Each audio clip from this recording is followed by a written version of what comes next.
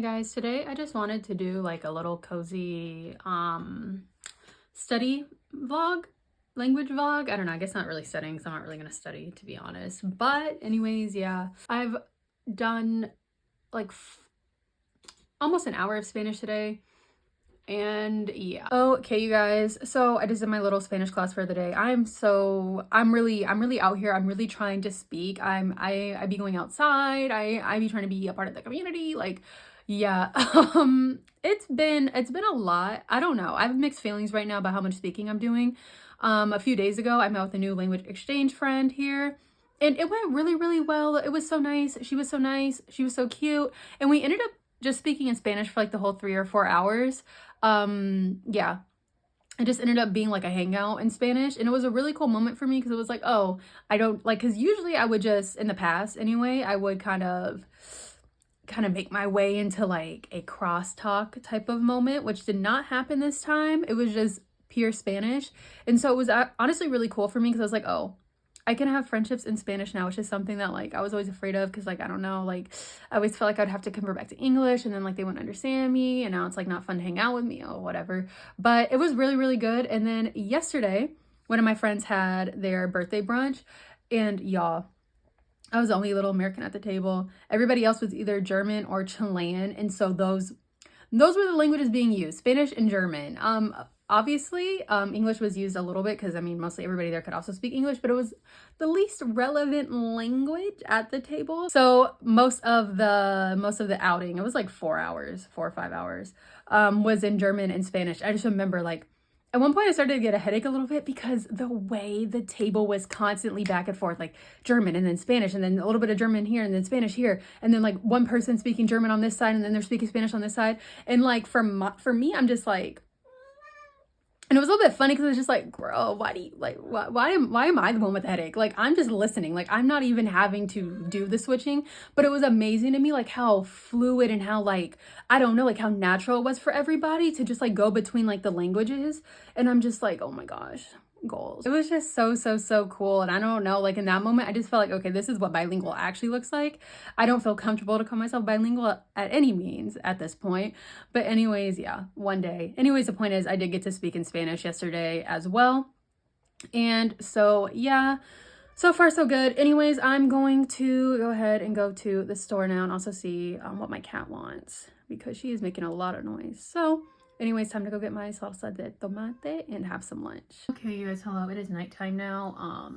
I did my hair, so we are in the head wrap, and yeah, I'm just in here. You know, I have 2 guateros now, really big, and they're helping me get through this winter. Yeah, so anyways, something I'm going to read. I have a cutoff time. I'm gonna let myself like kind of do things for like the next hour and a half, and then at 9:30 I'm reading for at least 30 minutes the book I need to read in Spanish, La Sirena, La Última Sirena.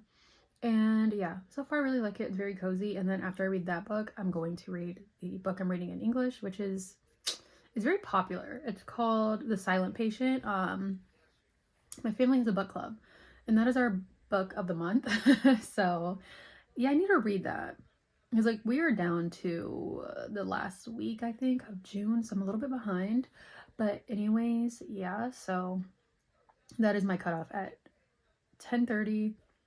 I'm locking into reading, electronics off, unless I feel like putting on music, but yeah. All right, hi guys, it is that time of the night. We are in chill, low quality mode. The front camera is being used. Yeah, I just wanted to talk a little bit just about Spanish lately. Well, first of all, I've been doing grammar study, not as consistently as I'd like, and that's kind of crazy because my goal for myself is 1 time a week. But we're still doing it here and there. It's getting done. I'm using Profe de L, and oh my god, I love this website. Like, y'all, it is so good. It is so good for a free website. Like, everything is free, and it is so nice. It is very well done. So yeah, I really like it. Another thing, I have been listening to Karol G's new album literally all day. I'm so obsessed. Oh my god, you guys, it's so good. It's so good. I don't know, I just love it so much. Like, I just love how she and did like, I don't know, like an appreciation album for Latin culture. I don't know, I love it so much. But anyways, yeah, so that's what I want to do. Okay, well, first of all, I started watching, and I don't know how far I'm gonna get with this because I'm very much, if you have ever watched more than one of my videos, you can tell that I just don't do series well. Like, I'm just so bad with series, and I start so many things and then like they just never get finished. Like, literally, I really like La Niñera, but like I'm just over it. Like, I think I've seen like 10 episodes, and my goal was to finish this season, but like I'm just over it already. It's like a good show though, but I'm just like done. Like, I just don't care anymore. So I started watching Total Drama Island, but obviously the dub, and I'm having a really good time. But that is because that is one of my favorites. Like, I remember being a kid and being sad. I was sad for those new episodes. So like that one's just like, I've seen it so many times. And so yeah, for me it's just a fun watch. What else? So one of my friends told me about a Chilean show that she used to watch when she was a kid. And let me see what it's called, because okay, it's called Garaku. It's on YouTube for free. And I was like, I'll just like go ahead and like take a spin at it, see how it is. I watched the first episode. It kind of gives like, I don't know. It kind of gives like Zoe 101, like, I don't know, that type of vibe to me a little bit. And yeah, I definitely would have liked this when I was a kid. So I probably am going to continue watching it. I actually had a really good time. It wasn't that hard to understand for me. Obviously there's things I can learn, but it was enjoyable. So I'm probably going to continue with that and just like see how it goes. This is actually kind of funny. Now that I've been living in Chile, oh my god, sorry guys, we're getting chatty. But I don't know, now that I've been living in Chile for over a year, and yeah, I don't know, I'm like speaking more and all these types of things. I have noticed that there is a relief in talking with Chileans that I have, because it's like whenever I'm like working with like my tutors and stuff, I try my best to use neutral Spanish. And the only time I really tend to use Chilean Spanish is when I don't know the word, the neutral word, because I've just heard the Chilean version so much. And so I'll use that. And I do be leaving my tutors like, what did you mean by that? And then I have to say it in English. I'm like, well, I don't know how to say it. But it's just kind of like whenever I get to talk with Chileans or like work with like a Chilean tutor, it's like finally, like I can just talk like the way that my brain wants to. And I don't know, I think it's funny just because it is like, there's like a relief feeling, because every single time I'm talking to somebody who's not Chilean, like my brain like has to like do like a stop and like use a different word. But whenever I'm talking to Chileans, it's just like, oh, I'm free to be.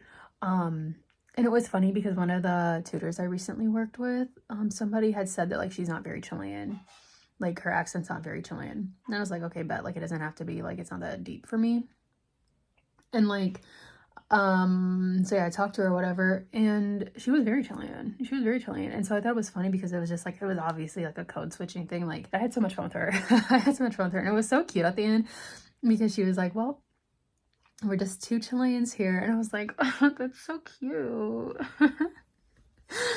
Anyways, but yeah, something I want to say though, and like this is like a little mini rant, but like on a level, I'm so tired of people's like, it's like I always get the same reaction, like, oh, you're in Chile and how's that? Because even for me, like I don't understand them, like it's so hard. And it's like, and the friend that recommended me this Chilean show, Carcu, she's Peruvian. And she was like, oh, because of this show, like, I can understand, like, Chileans really well. And, like, oh, like, because of this show, like, I love Chilean accent, yada, yada, yada. But the thing about it is that it's, like, that's really all it is. And I feel like people are, like, just so obsessed with, like, Chilean memes. And to be fair, Chileans really do play into the memes a lot themselves. But it's just like, I don't know, somebody who lives in Chile, like I'm just like so tired of people like saying like how hard Chilean is, because then I was like, okay, well, like I'm gonna tell people like it's actually not that hard. Surprise, it's not. But then whenever I do that, like nobody, like literally nobody cares. Like they all just ignore me. And it's like, no, Chilean is hard. Like I don't care. Like I'm okay. So now I'm not doing that anymore. I'm just gonna be quiet and let people think what they want to think, because clearly for some reason like people are really obsessed with this idea. And that's not to say that it's not a harder accent. Like I get it. Chileans speak fast. They do eat a lot of, they're not even like the S, like they eat a lot. They eat a lot of them letters, to be honest. And then more than that, there's so many different words to say things, like so many different phrases, whatever. So I do get it on a level, But it's just like, but at the same time, like nobody's trying to actively, how do I say, like nobody's trying to actively like listen to Chilean speakers. So it's like, yeah, it's gonna stay hard. Like I don't know what to tell you. Like, yeah, it's gonna seem hard. But it's genuinely not. And I think sometimes it's to the point where it's like, because I've seen like some like reactions to like Chilean speaking, and people, if the Chilean is easy to understand, or at least like it's not that, or if it's not that hard for people to understand them, people will literally be like not accept that and be like, oh no, but that's not real Chilean, or like that's not really how they speak. It is. Like I'm sorry that Chileans are not your meme. I don't know what to tell y'all. Like I'm sorry that Chileans are not the meme that you thought they were. Like they're not. And of course the memes, like they exist for a reason. I get it. But it's just like, I don't know, somebody who lives here, it's just like it's not like that all the time. It just simply is not. Like it's just not. And so anyways, that's my little rant because I'm just over it. So I'm just like, the amount of people that like, it's just, okay, yeah, it's hard for you. Next, like, we get it. Like, you can't, okay. Like, I don't know. Anyways, yeah, that's a little update on my thoughts lately. And so, yeah, I actually don't know. Oh, no, I know what I want to do. I want to make a plan for Korean because you all, and this was kind of funny because I was like, oh, I know what I'm gonna do. I'm gonna make like a Google Doc with like all like of all the Korean like input that I'm gonna like get, and it's gonna be so easy because it'll be right there. So I just have to click, and there's no excuses. And then I went into my Google Docs, and I saw that type of document already made over a year ago. And how's my Korean going? It's non-existent. It's not happening. So I was like, ooh, I already tried this, and it did not work. So yeah, I don't know. I like need to go back to the drawing board on that. Another thing is that I'm not doing pure input. I'm not being a purist. I don't care. So yeah, we're doing grammar study. We're doing all of it. We're doing all of it right away. Well, maybe not speaking. We can wait because I don't care that much about it right off the bat. But yeah, we're doing all of it when it comes to Korean. Mainly because I don't have 2,200 hours to care. Sorry, I don't. I don't. I just don't have that in me. And yeah, now that I've done the dreaming Spanish thing and this, that, yeah. The only things I could think that I would do is like maybe if like I'm doing another romance language, I could try the purist route. Purist, I probably would never do that because at the end of the day, I like to read. I like to do things. I don't like to just sit there and like listen. Like I get bored really fast. But with Korean, yeah, we're doing old school. We're doing it a little bit old school, but with a lot of input because yeah, I know better now. Whenever I first tried to learn Korean, I didn't do any of that. I was just like a reader and a writer, which was like cool. But I was like, well, this isn't practical because I can't speak or understand anybody. So won't make that mistake again. But yeah, I'm going to try to, well, I listened to Karol G's new album. Also, I've been listening to Los Prisioneros. I can't say that word well. Whatever. I've been listening to them as well, and I'm having a good time. So it's just, I don't know. Like right now, music is very rich. The music is rich. But anyways, I'm gonna go do that and I'll tell y'all how it goes. And I'm like down to like the last 45 minutes before, wait, oh my God, I'm so bad at math. I'm down to the last hour and something until I need to be focused on reading. So yeah. Okay, so I just made this study guide for myself and yeah, I'm gonna try to study 5 days this week. I'm just trying to do it on the days that I have the most free time. So yeah, hopefully this can work out. I'm gonna start tomorrow and I'll see how it goes from there. But I'm thinking to do 2 videos a day and then some sort of lesson. Okay, the thing about the lessons is that a lot of this is like review for me. So it's more like I'm going to try to spark my memory, which is why I'm going to move through it pretty fast. But I'm thinking in the future, I'll probably only do like 1 or 2 lessons a week so I can actually like spend time because like these lessons are actually kind of long and they have a lot of vocabulary. Like these 2 are like vocabulary heavy. And like I'm not like gonna sit down and like do flashcards or anything. I've never been able to do that.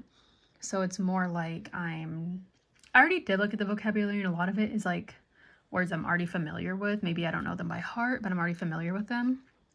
So I'm just hoping that the input, I mean, it will help me make connections. I'm not hoping it. I know for a fact it works. That's how I have learned Spanish. So yeah, this is what I'm starting with Korean this week, and fingers crossed that I can like remember that I made this and go and do it. And yeah, it is literally 1 minute until 10:30, so it is time for me to read. Oh yeah, just one more thing I want to share. I'm going to be using primarily this channel, which is so cute. I'm really excited to use it. I'm going to be using this channel because it has super beginner and beginner videos, so I'll be able to use this channel for a while. And then I will also be using this channel for a while. I know that there's a lot more out there to use, but I'm just going to go between these two because for me they are visually appealing, which helps. And then yeah, whenever I run out, I will worry about where to go from here or from there at that point.